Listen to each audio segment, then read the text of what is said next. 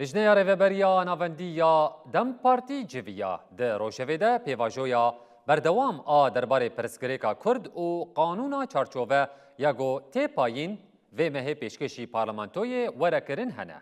Têpayîn goşandeya îmraliyê ya Dem Partî bi serokê parlamentoyê Kurtulmuş û rayedarên AKP re bicive. Dem baş, hun hemî bi xêratin, sersera serçava hun hatine. Lejneya Rêveberiya Navendî û Dem Partî dibin serokatiya hevserokên giştî Tülay Hatîmoğulları û Tuncer Bakırhan de li navenda giştiya partiya xwe civiyan. Hat ragandin ku di civînê de geşedanên di Rojevê de weke qonaxa ku pêvajoya pirsgirêka Kurd taybet jî qanûna çarçoveyê ya ku têpayîn di nav vê mehê de bi Meclisa Tirkiye Rojevê serekene.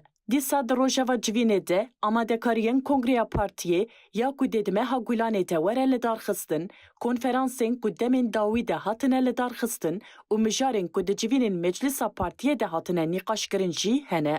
Hat diyarkirin ku di civînê de dê encamên civîna Meclisa Partiyê ya ku dawiya hefteyê hatibû kirin jî werin gotûbêjkirin û plansaziya 15 rojan bê amadekirin. Têpayîn ku berdevka Dem Partiyê Ayşegül Doğan sibê derbarê civîna ku li navenda giştiya Dem Partiyê hate li darxistin daxuyaniyekê bide.